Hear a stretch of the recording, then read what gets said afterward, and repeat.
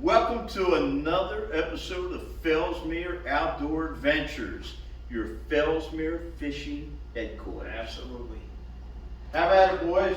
Hey, guys, a lot of stuff going on, man. And the fishing's been out of this world the last couple weeks. I mean, ever since that storm, it's been crazy. We got our good friends here from North Carolina, man. I mean, these guys from Asheville, North Carolina, mountain boys. We love them. Matt and Rusty. I mean, these guys are here to tell you what's really happening. I mean, they're from out of town. They're experiencing what's happening. So they'll tell you the truth. And so and a whole lot more is going on. We got I want to bring a lot of the guys that are fishing the tournaments. We have a tournament coming up. It's another Toys for Tots that we did last year and the year before. It's a big deal, man. I mean, it's last year we had so many toys. I mean, this place was like busting out of the seams with toys. Remember? Toys for yeah. And so and they it was huge, man. It was it goes to show us fishermen, man, of the fishing community, such good people, dude. And the toys go to these to the kids that are less fortunate. They won't have a Christmas without it. And so with Willie's Bar and Grill here in town, they're also going to be another. They're going to sponsor the tournament as well. So there'll be a drop-off center, just like we will. The tournament's going to be December 11th. Come on into the shop here and get signed up. The entry fee is $50, $10 optional big fish, and an unwrapped toy for a child. So and also Willie's Bar and Grill, they'll have a drop center there as well. So it's a really big deal, guys, and we really appreciate the support on that, and so does Toys for Tots. So with that being said, let's talk about some fishing. It's been out of control, and these guys probably won't talk about Lake Garcia, so I'll do it real quick. Garcia is on fire, man. These guys are catching, and I'll say something, the speck fishing is out of control. I mean, everybody's catching the heck out of speck on Lake Garcia in the pit, and up in the canals that run on the southwest corner and on the northwest corner. Speck are being caught big time, and the bass are being caught big time. Garcia's on fire. I don't know much about Stick Marsh and Headwaters, but these guys are about to tell you. Steve, what's going on? Well, in the last week I have fished both lakes, Stick Marsh and Headwaters, and Headwaters is a little tough right now on the artificial bite, you know, but the shiner bite is off the chain. I mean, if you go out there with shiners, you're gonna whack them. Of course. They're not everywhere. They're in pods right now. The artificial bite for me at Headwaters has been more in the canals and whatnot, where you can barely fit your boat in there, but if you throw in the middle of the canal with, I've been throwing a hard jerkbait, honestly. Yeah. It's a little Recala jerkbait. And I've been catching. When you say canals, so you mean ditches? Ditches, yeah. Thank you, Mike. It's just more in the ditches and so on and so forth, but they're not everywhere, you know. But now Stick Marsh, on the other hand, there's a lot of moving water in Stick Marsh right now. So, you know, you've seen reports in the past, you know, the Stick Marsh bite, when there's moving water, you know, there's a couple free places you can go and just absolutely wreck them, and we'll get to that on the map here in a minute again. But I had a trip today. Great fisherman. Shout out to Bob Brisky today. Nice. He did a great job. Yeah, Bob's awesome. Bob is a clean fisherman. He is a pretty good stick.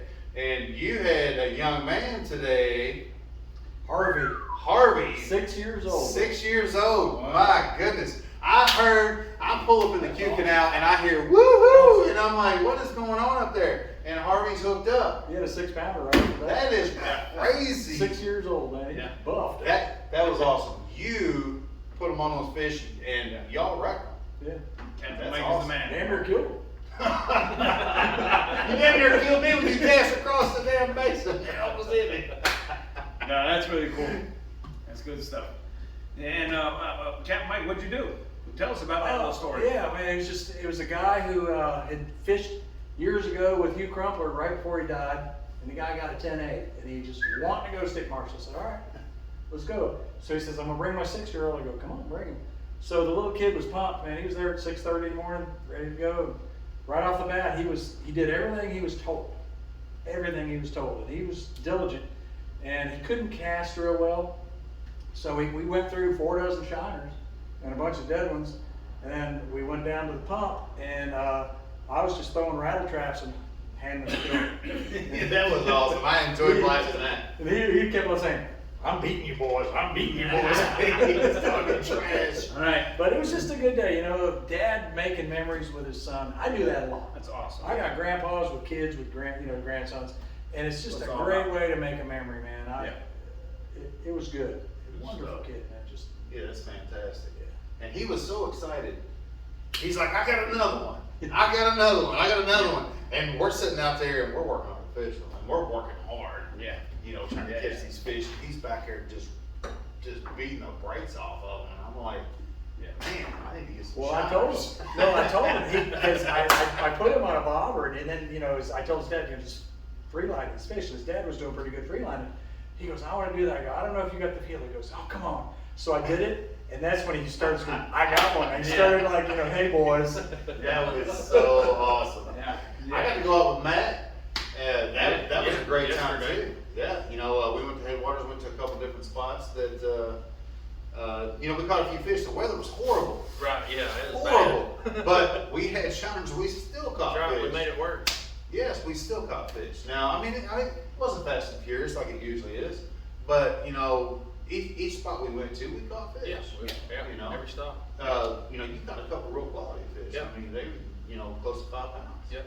Yeah. Those are great fish. Oh, yeah. What'd y'all do today, Matt? I mean, you and Rusty went out and put a little beating on them, Yeah, didn't we you? went down to the spillway on the south end of State Marsh. State Marsh, and I think we took 4 dozen shiners, and in 2.5 hours, I think we struck about 75. Oh, wow. 75. Wow. What Any was big that? ones? Any Big good ones, probably around 6, a little Oh. over 6, couple. That's good. and So- That's great. Several 5s, and average about 3.5, 4 pounds.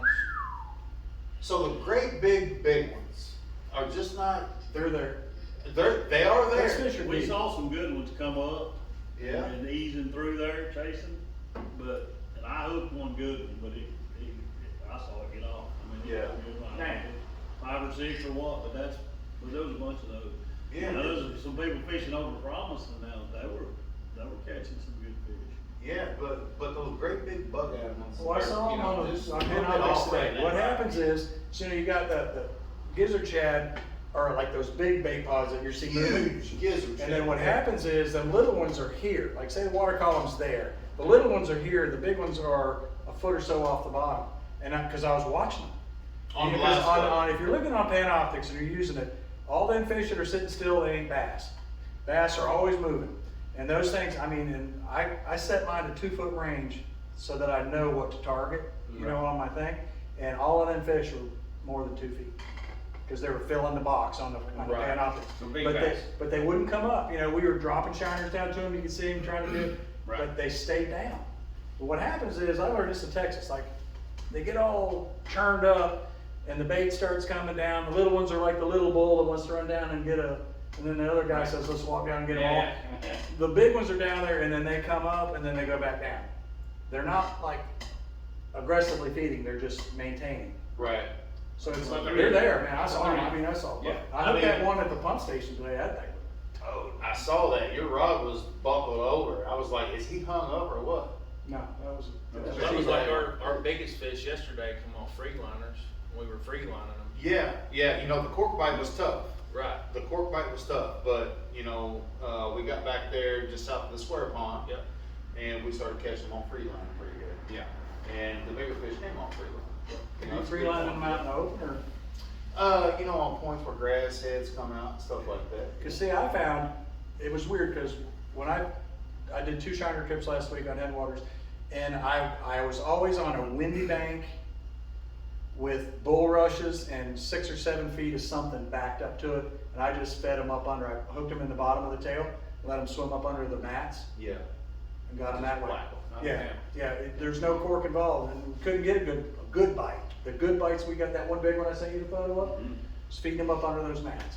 I love shiner fishing, but my last 3 trips have been all artificial. And I really, really have enjoyed that. And You know, that tap out worm for Bass Assassin, I mean, has done us a lot of good. And I've It's on fire. got a couple new things going on that I'll share at some point in time, just not yet. We're getting close, but not yet. We'll get there. I have a proclamation to make. You know, all this good fishing going on. You know, I've been kind of like a southern country guy, right? I'm coming out, man. I'm bass sexual. What do you do, man? Nope, I'm coming out. Hey, as long as we're catching them, that's all that matters, right? That's all that matters. No, that's good stuff. So guys, we're really grateful that Matt and Rusty are here, man. And like I said, they come for good reason. They catch a lot of fish. They're my really good friend. They're our really good friends at this point. I mean, we're blessed to have them.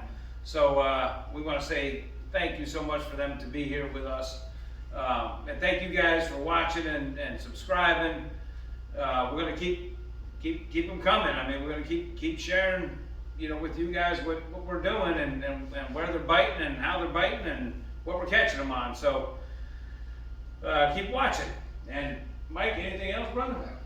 Stay tuned, more information Yeah. to come. Do come to the Toys for Tots, man. We had a blast. How many boats did we have last year? Dude, we had a gang of, man. It was, We need 100 boats in You this know what was thing. That would be awesome awesome if we had about, 100 you know what was awesome was we had these 3 giant boxes. Remember my setup here in the shop, and they were overflowing, and then we ran out of box space, and then you started piling them on the floor. I mean, this whole place is full of.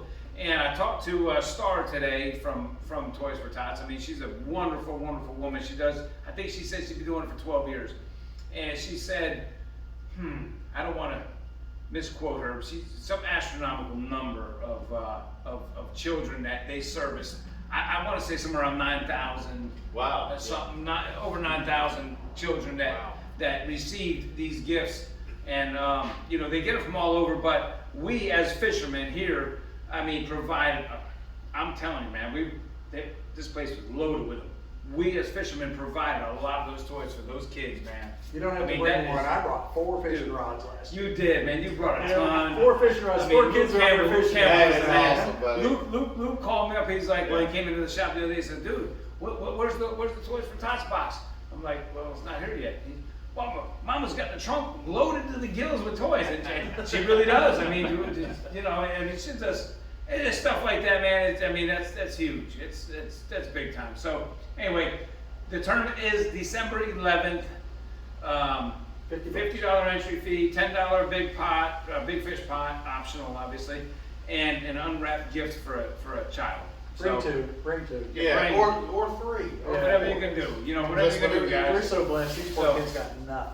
Yeah, dude, it's and that's just Indian River County that we're talking about. So That's it, but let's be a blessing Yes. to these kids, you know. Watching kids like Harvey today, 6 years old, out there catching bass and woo-hooing and having a great time. You Huge. know, let's do that for some kids for Christmas. yeah, for sure, All right. for Thanks. sure. Guys, thank you so much for watching. Appreciate y'all.